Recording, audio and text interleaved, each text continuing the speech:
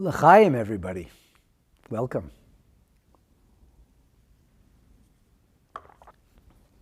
Shalom to you all. Before I begin tonight's exceptional class, I think it's exceptional content, I want to gratefully acknowledge our special sponsor, my dear friend Ari Fried from Eretz Yisrael, who wanted very much to dedicate a class on his father's yahrzeit, which is today.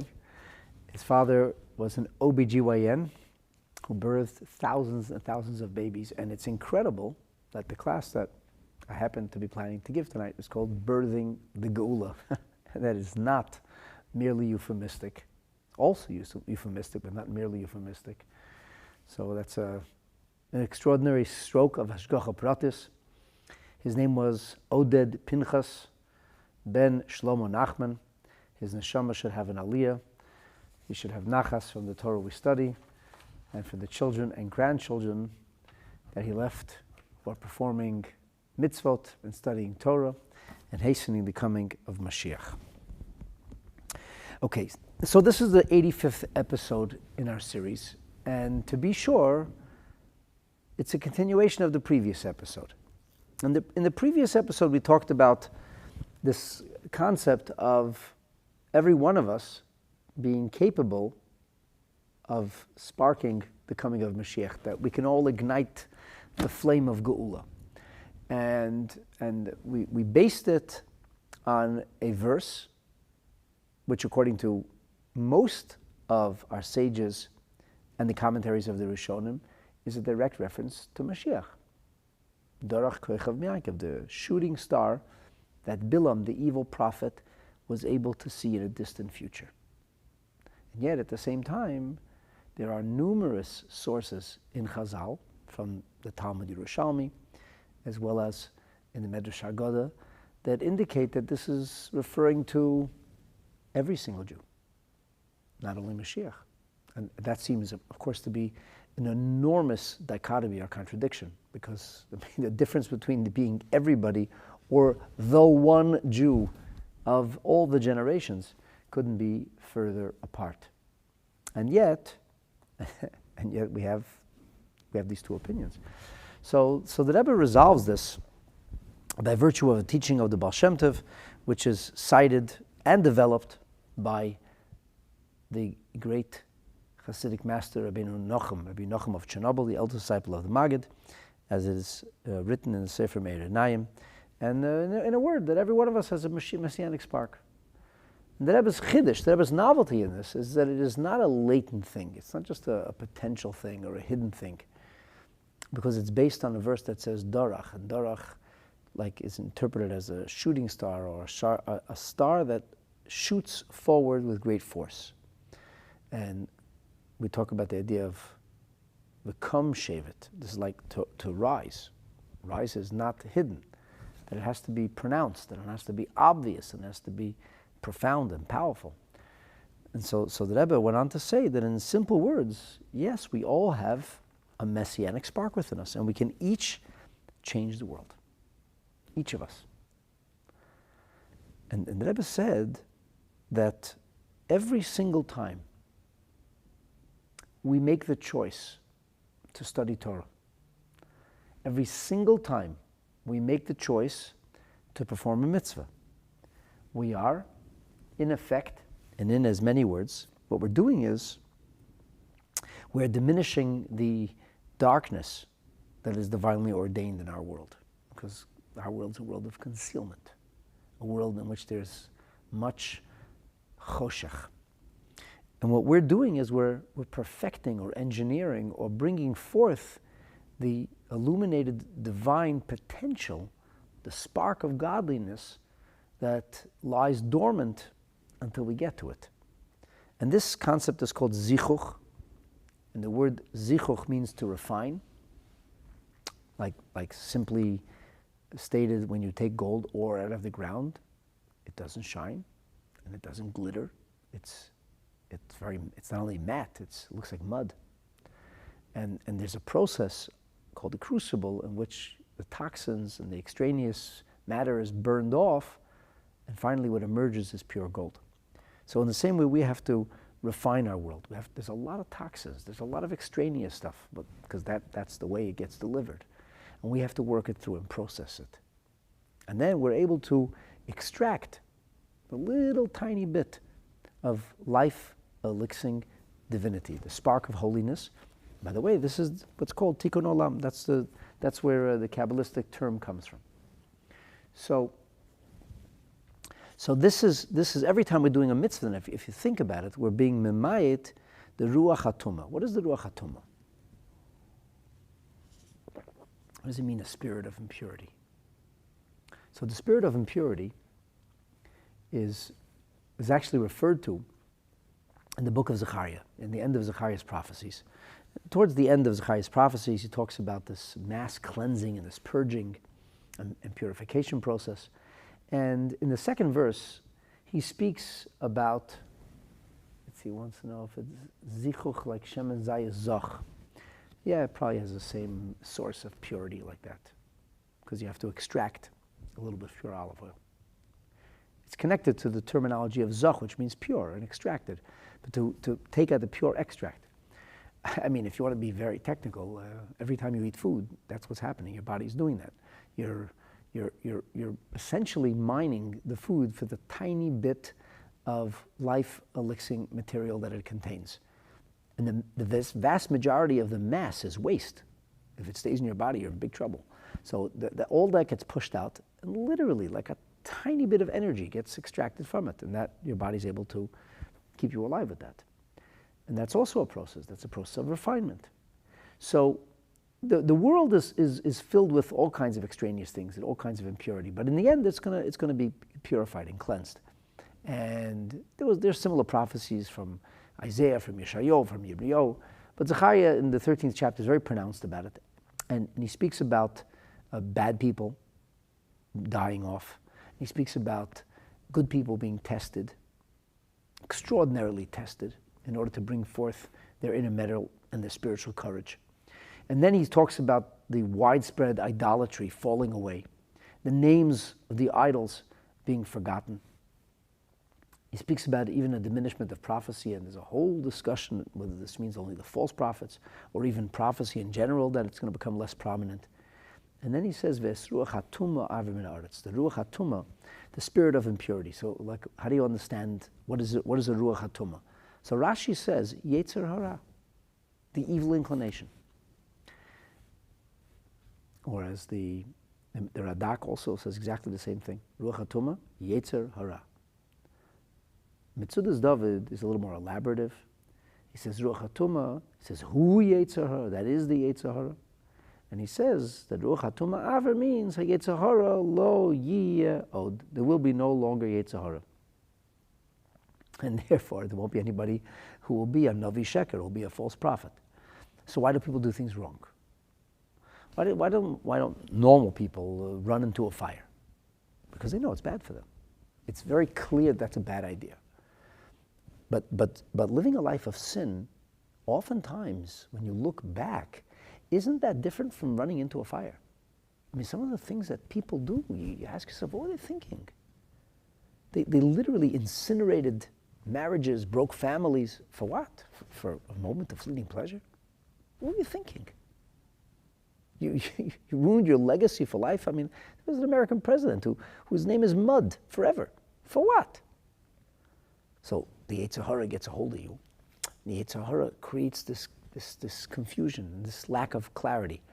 And in your obfuscation and your drunken stupor, you think that moment of pleasure is so powerful and so enchanting and so intoxicating, and you want it. And you look back and you say, well, what was I thinking? What did I do that for? That's what the Yetzer hara is. So every time we do a mitzvah by definition is a moment of moral clarity. And that's a commodity that's quite rare these days. A lot of people don't have much moral clarity. And one of the reasons people don't have moral clarity is because they're being exploited. They have a natural bias and a natural anger, let's say, against Jewish people. They're just angry. There's a lot of young people who are angry today, frustrated and mean-spirited, and they feel that they've been convinced they're being taken advantage of. They're desperately looking for a scapegoat. And there's always predisposition to hate the Jews. So They're so easily co-opted into this hate, and they're blinded. They don't even realize how immoral they're behaving. Like people who consider themselves to be extremely moral and good, that's how they define themselves. They define themselves as moral and good, are behaving in the most immoral and evil fashion with justification. How does that happen? That's the Yetzer Hara. So obviously it's easy to point to the woke insanity today and identify that evil. For our own selves, we're also guilty of the same thing in a much, much smaller way perhaps, but we're responsible for being who we can be, not better than somebody else. So that's also a Ruach HaTumah. And invariably, when we do a mitzvah, it usually comes with some resistance. That's the nature of a mitzvah. I once told somebody who was converting in our community, I said, you know, your Yetzer Hara is going to come. I said, right now you don't have a Yetzer Hara. The moment you are going to be immersed in that mikveh and you come out as a member of Am Yisrael, the Yetzer Hara comes raging in. And it's a real thing. It's a real thing. We have a bigger Yetzer Hara. We have bigger obligations and responsibilities. We have a bigger Yetzer Hara. And the Yetzer Hara convinces you that you're 1,000% right, when in fact you're 1,000% wrong. That's the nature of Yetzer Hara. If you have a lust or a craving, that's a burning lust and craving, and you overcome that lust and craving, whether it's anger or it's greed or whatever else, or some kind of crass desire, and you overcome that, it says, Yashav Ali'avar Avela, if a person stays put and doesn't violate a sin, so that he Mekabel Schar Kilo Asa Mitzvah. It's as if you did an enormous mitzvah. And sometimes you have suddenly this incredible lethargy and disinterest, and you don't want to do the mitzvah. That's the mitzvah that's really important for you to do. That's why the Yetzer Hara is placing such emphasis on trying to stop you from fulfilling that mitzvah. Most people inherently want to be good, so why aren't they behaving well? Because they have the Yetzer Hara, because they have that confusion. But when you actually face down your Yetzer Hara, you do the right thing, what happens is that you have diminished a little bit of darkness, a little bit of confusion. You've cleared it away. I mean, we all know that there are times where we're vexed and frustrated and tested, and sometimes, Baruch Hashem, we do the right thing, and invariably you feel good afterwards. You know when you did the right thing. You know when it was really hard, and then you have perfect clarity afterwards, only afterwards. And that's exactly what the Rebbe is talking about here in Likutei Sichos. Chelik Beis and Neisafos, it's under the title Yud Beis Yud Gimel Tammuz, and the Rebbe says that every single time a person is doing a mitzvah, it's a zichuch, it's a purity of the world. And he's mima'it, he's diminishing the Ruach HaTumah. Now, there is this expression, and we finished off the previous episode with it, Ma'at Ma'at Agar Hashenu, the Jewish people will come into the land of Canaan. Hashem says, you're not going to capture the land overnight, because if you do that, there will be enormous swaths of land that are uninhabited, and when you have empty land, where there was humanity and is now emptied, the wild animals come. That's the way it is. You create a vacancy, is going to be filled with vermin. You know, a modern day example of this was the United States and its allies went in, they toppled Saddam Hussein, they created a vacancy, and ISIS filled the void. That's what happens. So you can't just simply vaporize something which is very powerful, which is occupying a space, because when you empty that space, you can end up with, with bad stuff. You know, where do the drugs and prostitution and extortion, where's it all happening? It's these abandoned buildings, in places that people used to be in. So we can't have the Ruach HaTumah just go like that. We wouldn't be able to sustain it. That's why it's a very slow process. Oy vey, is it slow. So it's until we're going to come to the time, Ves Ruach HaTumah Avir. And the Rebbe says in Yiddish, in ganzen, entirely, totally. That's what Zechariah talks about. In chapter 13, the prophet Zechariah says, in Pasuk Beis, V'hoya b'yemahu, it'll be that day, and Hashem says that Achres es Shmeis HaTzovim, I'm going to get rid of all these fake idols, these fake gods. As the Mitzvot DNA says, this is Akum, that's what they're called, and the reason they're called Atzovim because they only bring misery and sadness and depression to those who follow them. They never really give you any inner satisfaction. Their names will no longer be mentioned. The false prophets will be gone. Ves Ruach HaTumah Avir Min Haaretz. Yeah, as Yitzi points out, we have that idea, in the empty cistern, no water, snakes and scorpions abound. True story. So, and this is, of course, going to be when Mashiach comes. And when Mashiach will come, when Erez Megala Teivu Kedusha Ba'ilam, Mashiach will reveal goodness, will reveal holiness in the world, till it will be, he'll reveal such goodness, so much holiness, that in the end, it will fill the world in its entirety. And the Rebbe says in Yiddish, ganzen full saturation. And of course, the Rebbe is referring here to Isaiah 11, where in the 9th chapter of Yeshayahu and of his prophecies, he speaks about the end of violence and predatory nature, le'ashchisu. Mola ha'aretz de'as Hashem, and it'll be kamayim la'yam, like the waters covered the yam. Now, what is the yam? So, de'as Hashem, the de'as Hashem, says Rashi, ladas Hashem, to know Hashem. That's the definition of Mashiach, as the Rambam finishes off the book of Mishnah Torah, citing this very verse. What's le'yareyu? They won't be evil, they won't do bad. So the David says, the nechoshim harayim, the evil snakes and serpents, poisonous rattlesnakes, and or things like that. Kimala, and because Hashem's presence is going to fill everything. That's why the evil will be gone. And the Mitzvot David says, Kamayim lo yam means Makoyim hamayim koruyam. The ocean bed is called the ocean. There's the ocean waters, but the ocean bed is called the ocean. That's called the yam. V'hamayim mamala meisei markim. And the waters fill it, so much so, you can't see the ocean floor. You know, today, very recently, scientists are discovering entire new ecosystems that they never dreamed of, at depths they didn't know existed.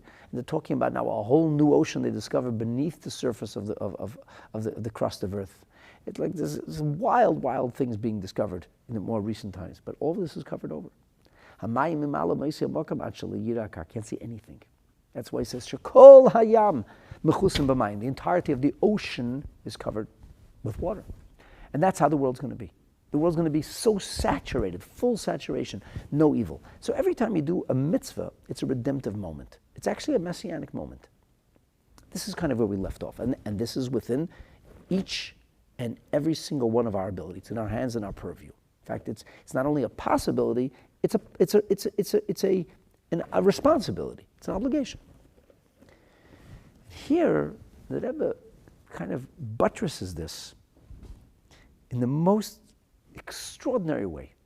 And he says, not only you can contribute, not only you're making a difference, you can actually birth the Geulah. You can birth redemption. You can be like the midwife of Mashiach. How could that be? Like, where did he get that from? Anybody can bring Mashiach? It's like you never know who you're talking to. That might be the person who brings Mashiach. Tonight, tomorrow.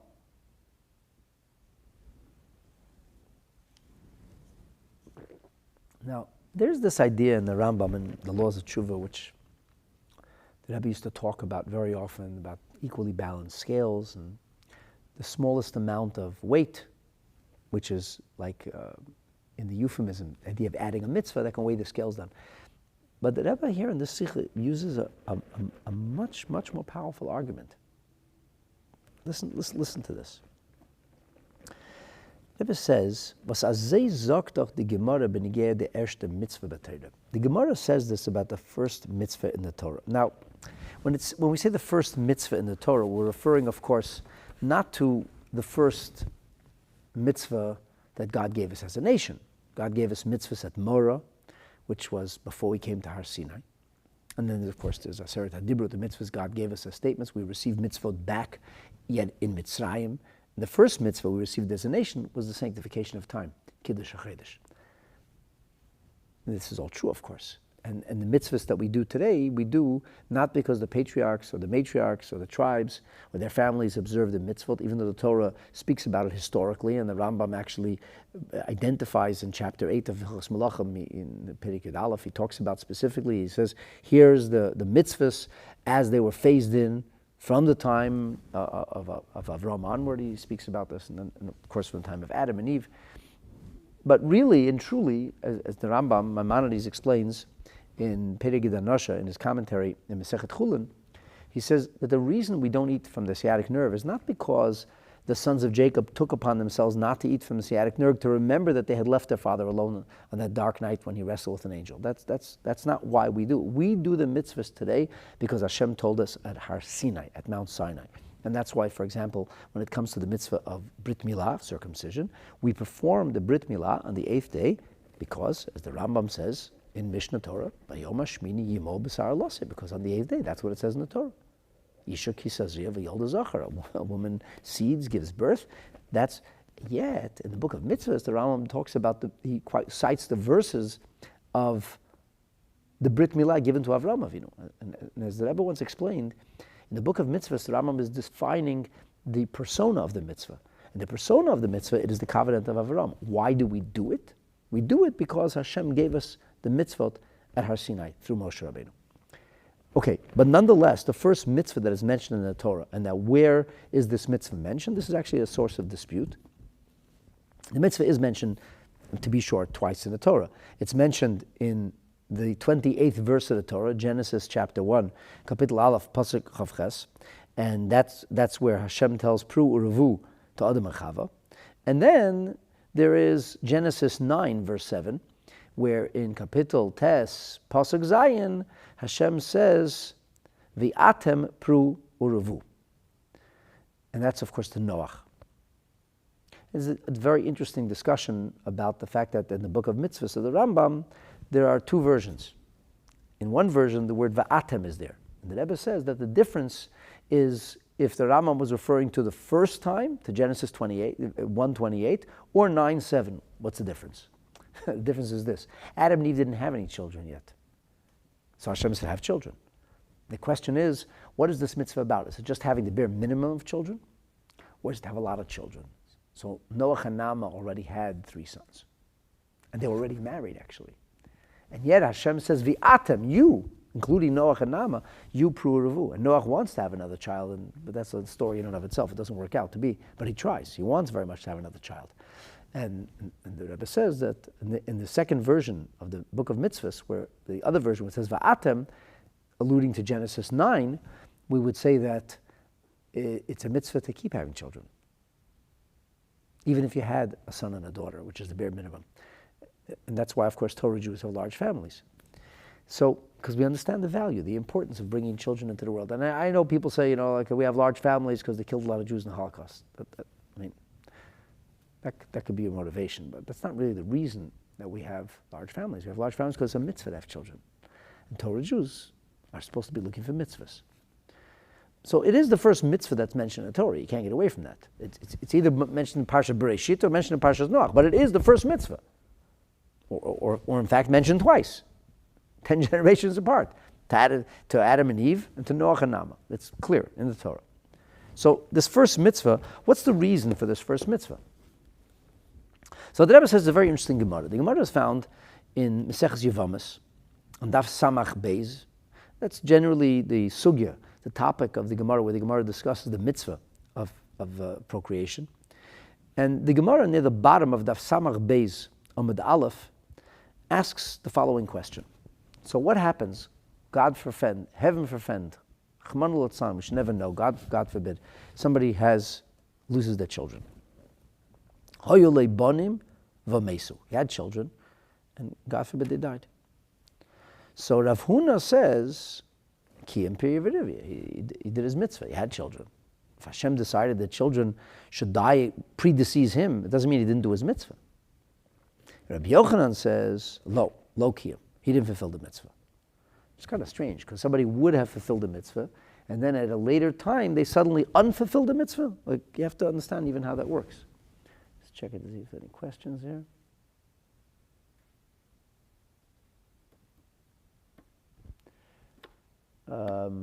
Red heifer, golden bull, mister. I don't know. It's a good question, but I'm not sure what you're asking. It is not connected to the subject. So generally speaking, I will try to answer the questions that are directly related to the subject. Okay, so getting back to this business. This is like a Gemara that requires very, very careful thought and consideration, and there's an ocean of commentary that's written on this, and this is not the place. We're not learning this piece of Gemara now. But I'm just, like, these are the kind of things that you start to think about. So person had children, he fulfilled the mitzvah. And then, person is 95 years old and his children predecease him. Well, he probably can't have children anymore anyway at that point. So he would be exempt from the mitzvah. But what if, God forbid, he predeceased the children and he was still old enough? Does he have an obligation to try to have more children? This is the question. There's a machlekes. We have a dispute. Rav Huna and Rabbi Yochanan. So the question is, what's the jurisprudence here? What's behind this argument? So the Gemara says, Rav Huna Amar Kiyam, Rav Huna says you fulfilled.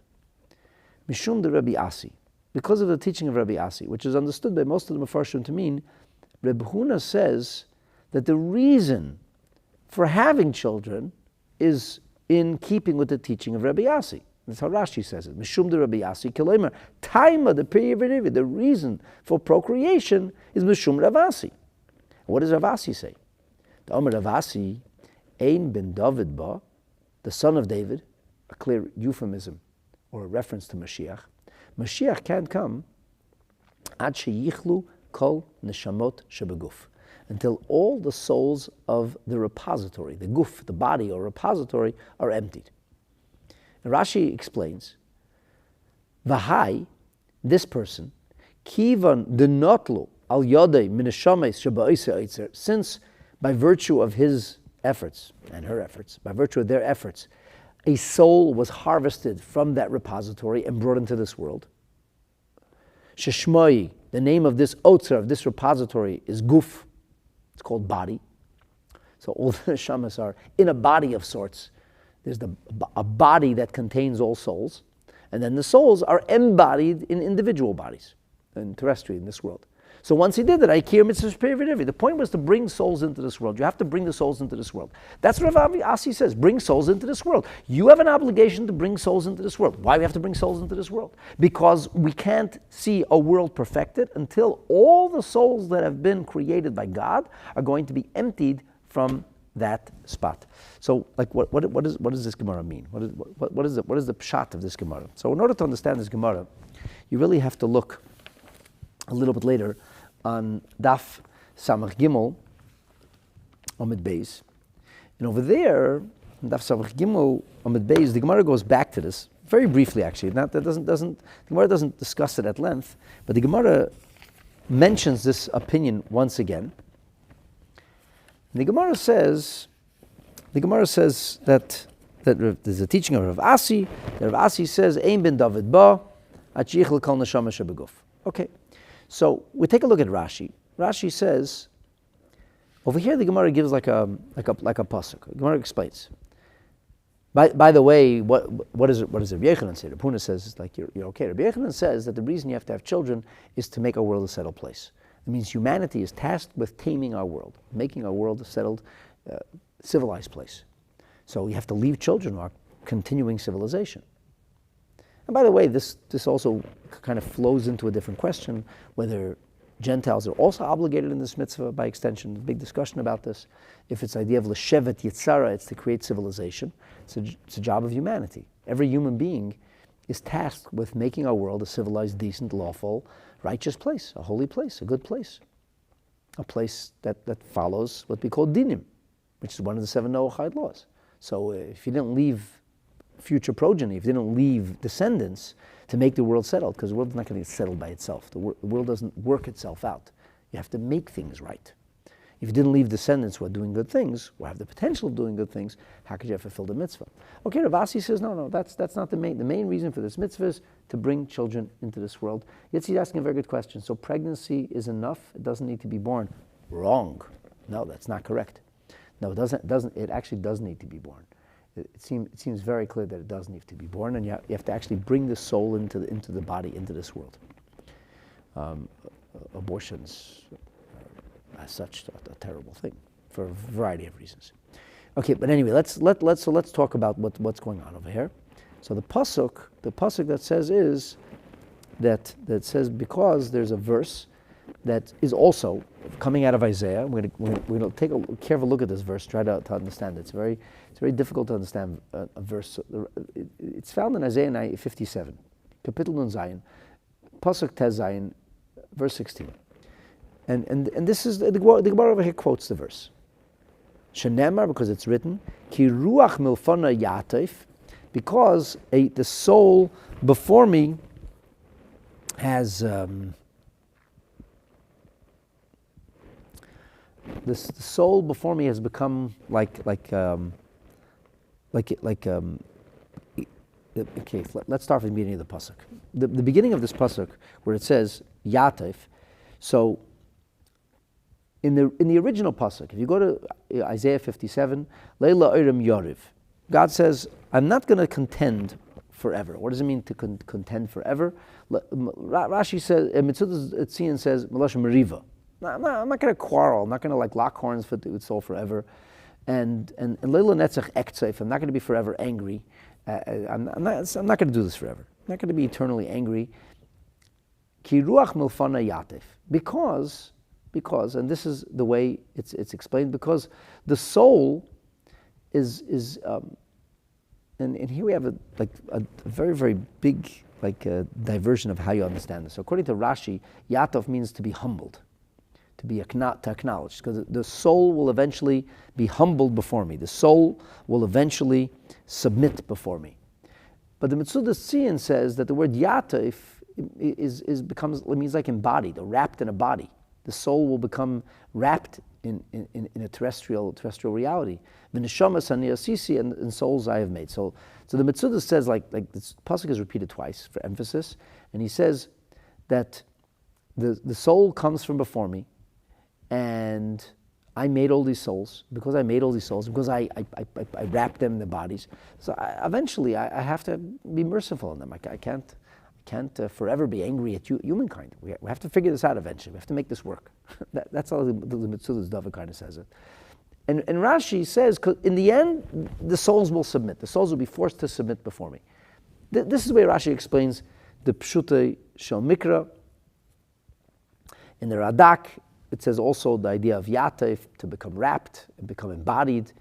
And eventually, he kind of fuses Rashi and Mitzudas, and he says, and eventually the soul that becomes embodied and wrapped is going to be submissive before me. It's going to submit before me. So that's the way we read the verse in its literal iteration. But here Rashi is not telling us what the literal verse means. Here's Rashi explaining what the drash, the homily of Rabbi Asi is. Rabbi Asi had a different homily. Rabbi Asi says that the Mashiach can't come until all the souls are emptied from the repository. And there's different interpretations what that means, guf, but we're going to go with Rashi's interpretation there.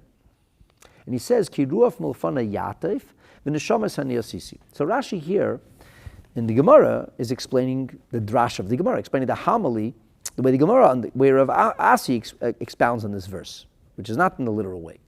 So he says in the non-literal meaning of this verse, the concept that becomes is Yateif, he says, comes from the term that it will be delayed. Lashon hakava.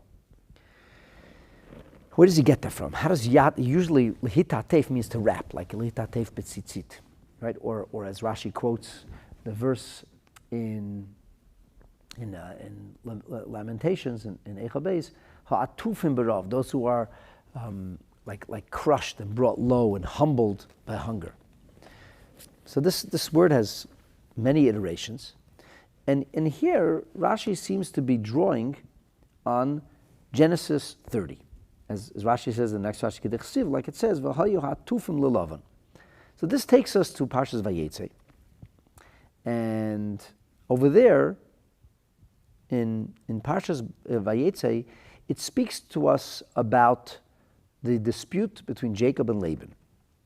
Yaakov and Lavan had this Lavan was trying to swindle and outsmart the Yaakov, and Yaakov is dealing with a swindler. He had to outsmart him, and Yaakov, bred his sheep in a remarkable way.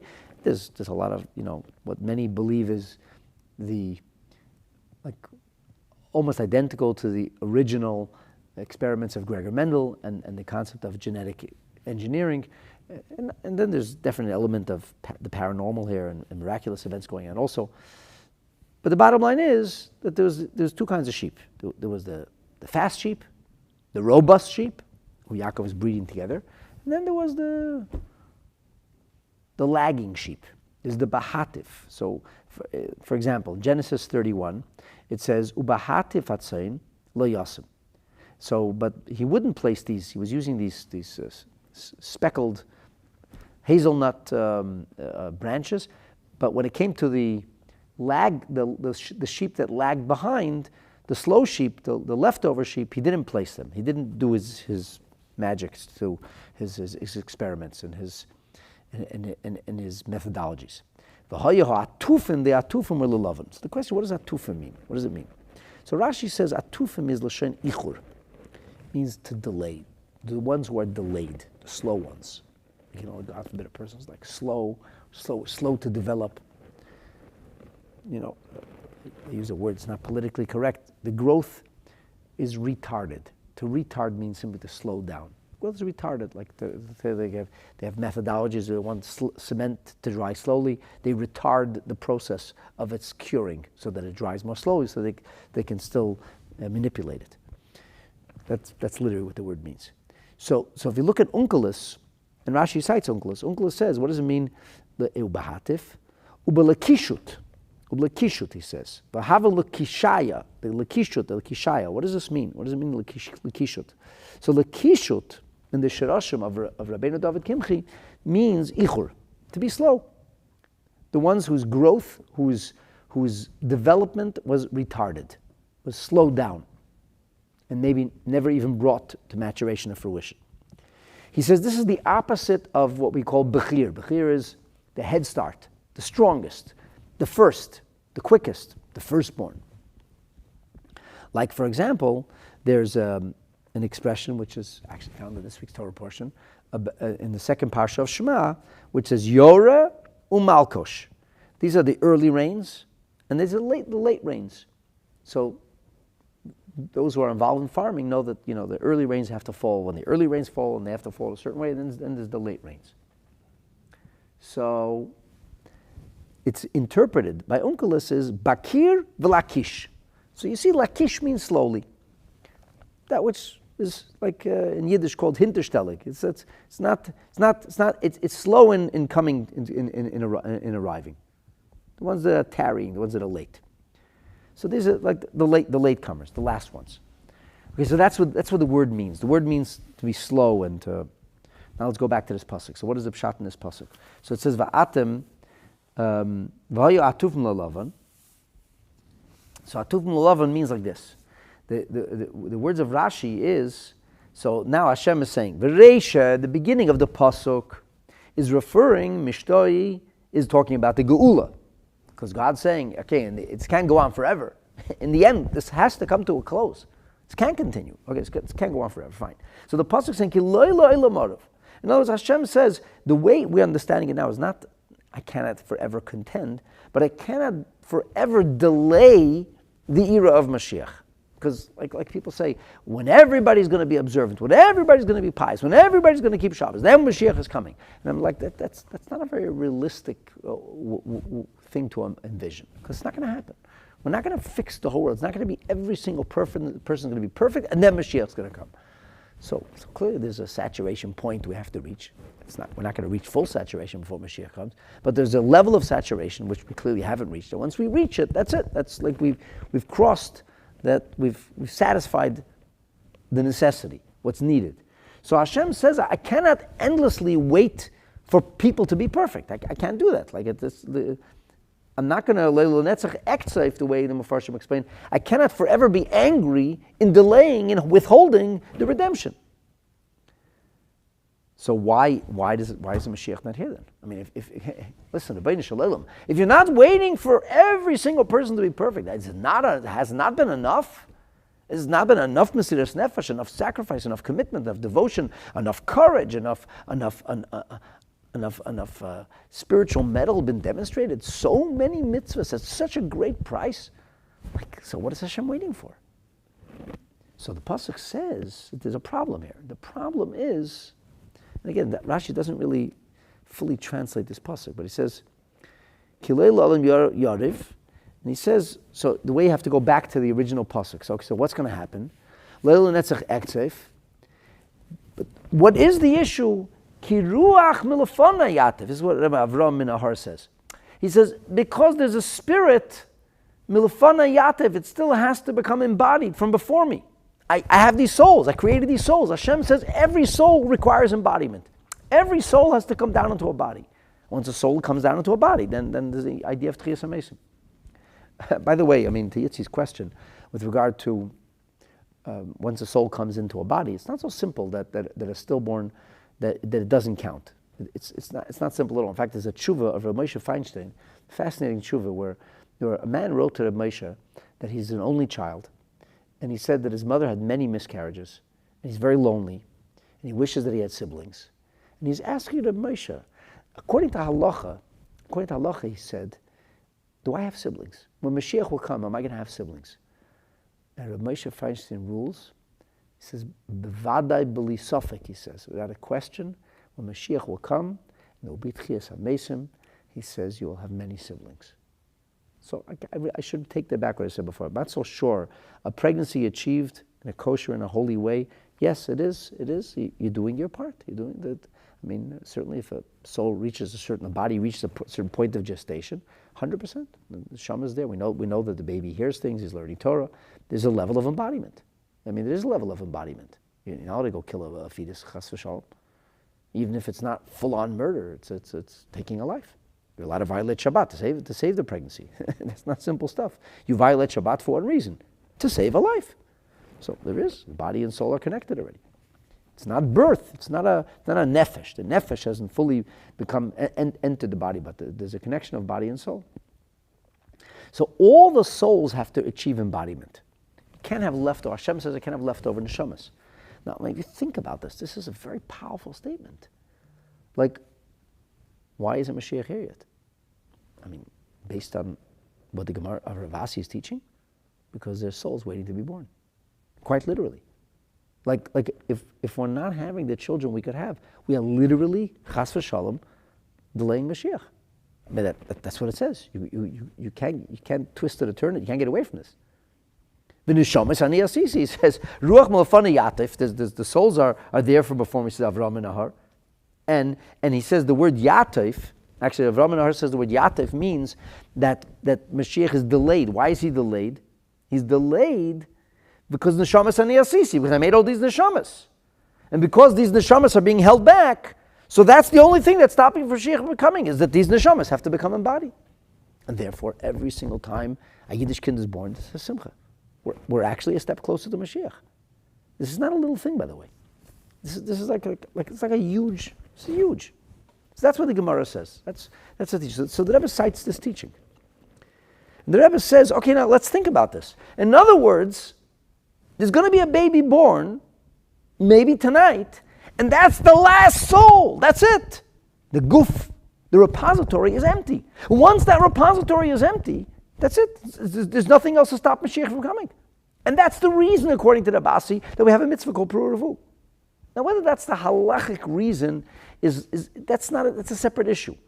It does not seem to be the halachic reason, and the halacha indeed is that if somebody, God forbid, loses their children, heaven forbid, and the children, if the children leave children, so then you have descendants. But if the children don't leave children, then you have a mitzvah to bring children into the world. By the way, there's even Rishonim who say that a person who converts, who has non-Jewish children, it's also fulfilling the mitzvah. The Rambam says the children have to convert also. It's not the whole thing is not so simple. But my point is, it may not be on a technical level of halacha. That may not be the reason that we abide by, and we might tell the person halachically, God forbid, that even had children, that he still has to bring children into the world. Anyway, it's a mitzvah to bring more children into the world. But Torah is emes. It's not a joke. That's sort of that's how Rav Ashi understands the pasuk. This is Torah's emes. So Torah's emes is telling us, with regard to the first mitzvah, Pru, and here the Rebbe says an incredible thing, incredible chiddush. The Rebbe says it's not just about the first mitzvah. The first mitzvah is ultimately a paradigm for all mitzvahs. Azei is dieselbe Sach benegea kol ha-mitzvahs shebeteira. Rebbe says, listen what the Rebbe says here. Was kol ha-mitzvahs is inyana mitzvahs pru'uravu.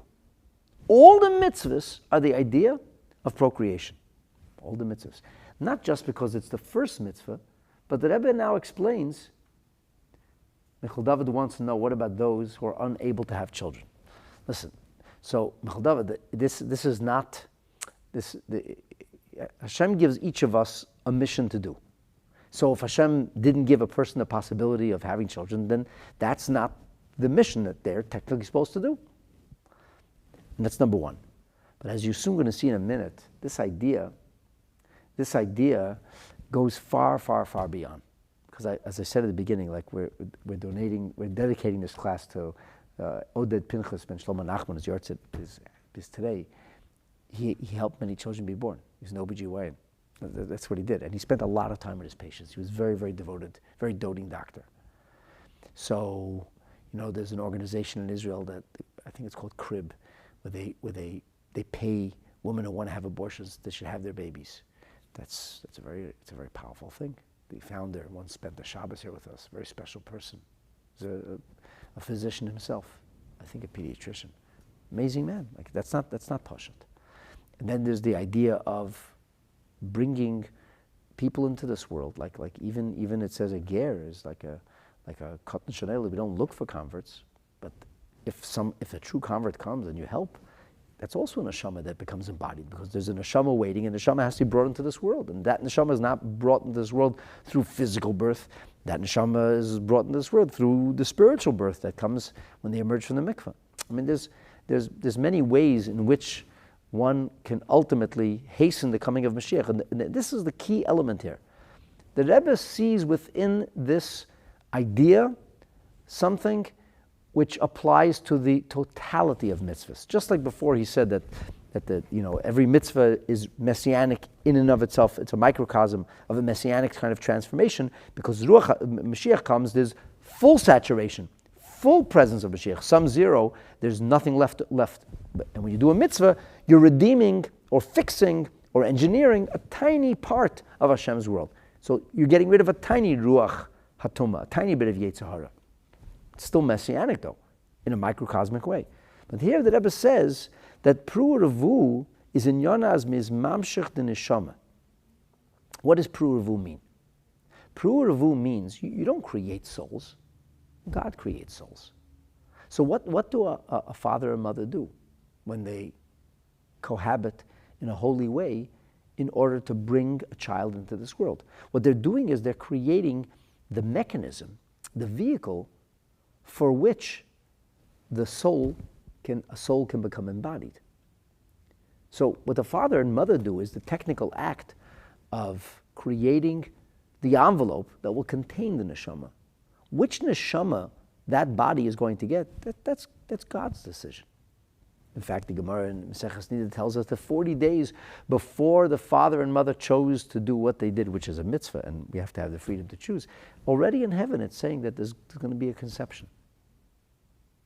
Of course, people will say, so where's my freedom of choice? And that's a whole other separate subject of, if Hashem knows everything, how do we still have freedom of choice? In fact, we do, and it's not for now. That's a separate subject. But there's that's Hashem's choice. You are simply creating the envelope, the convention through which that neshama will become embodied. So what is the mitzvah then? The mitzvah is not to create souls. That's not our thing. The mitzvah is to create bodies. Bodies that can conduct a soul, like wires can conduct electricity. So in order to bring the neshama down into this world, you have to create what's called a fetus. You have to achieve a pregnancy, or at least do your best to do it. So mitzvahs pru'uravu in Yonaism is mamsher the neshama. Is megala dolemata. You bring the neshama in a revealed way into this world. The neshama is doch given eich frier. You didn't create the neshama. The neshama is there for thousands of years, since Hashem created all the neshamas at the same time. No, but then, she's given an Eitzer HaNeshama. So where was the neshama? The neshama was in the repository of souls. What's your mitzvah? Your mitzvah is to bring the soul into this world, to actualize, to terrestrialize the neshama, to embody the neshama, or to create the possibility for its embodiment. Durch kiyum mitzvah spirivya is menir mamshech dolamata, by virtue of holy matrimony and holy union of a father and mother, that you bring a neshama into this world. You create the mechanism for a neshama to come into this world. The zel bezach is in Yikol mitzvahs. The Rebbe says really every mitzvah is like that. Every mitzvah is the same idea. There is a spiritual potential that is found in every iota of existence. Well, if the spiritual potential is found, then the world is a very holy place, potentially. You have to bring it from its potential into its state of actuality. And we actualize that potential by virtue of utilizing something for a holy, sacred purpose. When you utilize material things for a godly purpose, you are in essence revealing its true potential. You're bringing forth its godly spark. This is the idea of to be Megal Denitza. It's like a birth. This is the thing which is found with Davar Gashmi and has to be brought forth now. And how does that happen? It's an incredible thing.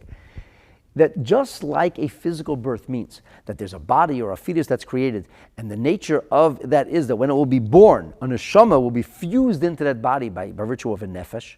That's the app that downloads the operating system, the neshama, right? That is the operating system called the nefesh. So the nefesh, when it's born, it brings the neshama into this world. So it is also with each and every single time you do a mitzvah, and you bring, by virtue of your mitzvah, you bring that spark forth in a revealed way. It's like kikot and shanelad. Here the Rebbe says something extraordinary. He says, go to Likutei Torah.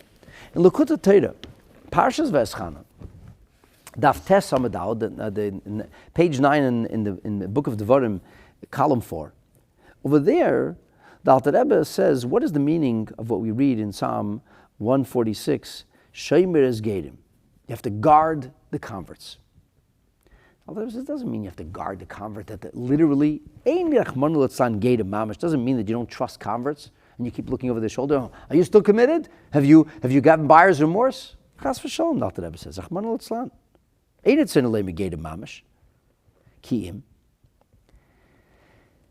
It goes on what it says earlier. That earlier in the verse in chapter 146 it says,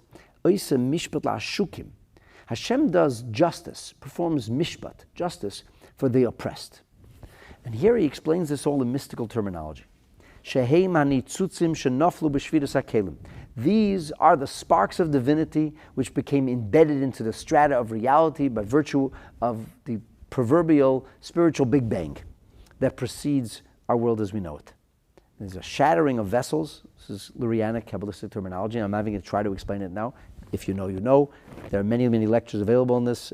If I'm losing you and getting confused, Google shattering of the vessels. I have some classes on it also. But I can't explain that to you now. It all happened ayidei chet adam rishon, either through shviras hakelim, either through a natural source of things, because of the organic melting down of reality, because of a world called chaos or tohu, which the result was that godly sparks became embedded. Trillions of godly sparks became embedded. Broadly speaking, there are a finite number of sparks, 288 sparks, but that's 280 groups of sparks with trillions of little cells of them that got embedded into reality, or ayidei chet adam harishon, through the sin of Adam Rishon. Through the sin of Adam Rishon, there was a mass lowering of our world and its existence. So shehem ashukim, like these sparks are proverbial hostages. They're all oppressed. B'yidei chitzeinim, in the hands of the extraneous reality. That's evil reality which has no right to exist per se. It's only there because it serves a purpose. And once it serves its purpose, it represents the darkest forces that will be destroyed by Hashem. Hashem Yisbarach merachim aleim. Hashem has mercy, b'mishpat, in justice. The Yurachme, Hashem is ultimately merciful, to restore them to their source. This is the meaning of what our sages said. Like Geulah Yisrael, the Jewish people did not get lowered into the exilic reality, Elokadei, in order for Shiyitzarfim, they should attract the converts. Says the Alter Rebbe, this does not necessarily mean that we're supposed to attract converts. In fact, we're a non-proselytizing religion. And the halacha ordains that when a convert, a non-Jew comes to us and wants to convert, we discourage him, dissuade him. What are you really talking about? Why do you want to be Jewish for? You can serve God just as you are. You don't have to be Jewish to go to heaven. Every single human being is created in God's image. Every single human being has mitzvot, and so do you. And you don't have to be Jewish. We discourage people from converting. So what does it mean? If that's the whole reason we went into Galut, why are you discouraging people? The Alter Rebbe says not what it means. It's euphemistic. It refers to nitzutzin. It refers to sparks. And these sparks, these sparks are elevated by virtue of utilizing the physical and the material, the terrestrial, the ordinary, the mundane for a sacred and holy purpose. That's the meaning Shemer is Gedim. That Hashem says, after these sparks were extracted, so now we have to make sure it doesn't relapse. Why? Because, like the Alter Rebbe cites a Gemara that says, when a person sinned and tasted sin, tasted evil, so he has to be very, very careful. It's like an addict. You never really recover from addiction. The person who was addicted to alcohol is not going to have the smallest amount. Once you have a tiny bit, all bets are off. Everything comes crashing down. Once an addict, always an addict. A person's not an addict, there's not a problem. He could say, L'chaim, there's nothing wrong. But if, God forbid, somebody fell into the disease of addiction, he has to be extra careful. He's very, very careful. So the same thing with these sparks. These sparks, they get extracted, but they were already somewhere else. They're almost like naturally, there's a magnetic pull the other way. So you have to be very careful because of that. That's the meaning that needs Shmira. Now, so the Rebbe says, I mean, this is really a fascinating thing to think about this then. I guess you have to say by extension that when a convert does come to the Jewish people, he or she is bringing forth a new soul, and that is accelerating the process of Mashiach. But nonetheless, we're not supposed to do that. That's not for us to do. That's not a mitzvah for the Jewish people to do. The person who feels and knows that they must join the Jewish people, that's their thing. That's their mitzvah. It's not for us. It's at best it's for us to help after that person has made the decision. We're not supposed to encourage that for a variety of reasons. But we are supposed to try and recapture those sparks. And every single time you do a mitzvah, you're actually birthing redemption. Because there's all those neshamas have to be freed or have to be embodied, taken out of the otzer. All the sparks have to be freed also. All the sparks have to be brought home.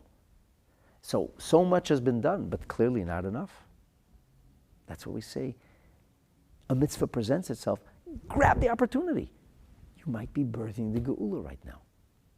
With the redemption of this spark, it's much, much more than just simply the equal scales. When you pull this spark out of its darkness, when you bring this spark into holiness, you gave birth to this spark. You brought the spark into this world. Maybe that was the spark that was necessary. That was the last spark that finally had to be redeemed. And once you did it, that's it. You just birthed the Geulah. You are literally the midwife of Mashiach. Mashiach's coming. The Rebbe says this is the meaning that every single person has the ability to accelerate, to bring closer, and ultimately, by extension, to birth the Geulah. They kiyum kol mitzvah. This is what you have to be mindful of. The next time you have a challenge, shouldn't I? When Yetzer Hara is like raging, stop and think for a moment. What if this is that moment? What if this is that spark? And I left it behind. Chas v'shalom. So seize the moment, and you could be the one who literally births the Geulah b'poel mamash. Actualizes the coming of Mashiach. This is such a powerful message. It's a powerful, profound idea. This is something that everybody has to hear. People have to know about this. They have to realize that we have to live with a real sense of destiny, a real sense of responsibility, like an obligation. You could be the one right now to actually birth Mashiach by seizing the moment of that particular mitzvah, when that particular spark becomes available, and you might lose that opportunity. May Hashem give us the koyach to do the right thing. Redeem the sparks that are meant to be redeemed by us. Because as it says elsewhere, ultimately every single one of us has certain sparks that are destined to be redeemed by you. And you never know when that spark is going to present itself. So let's make sure people know about this, and hopefully we'll inspire ourselves and others to do one more mitzvah.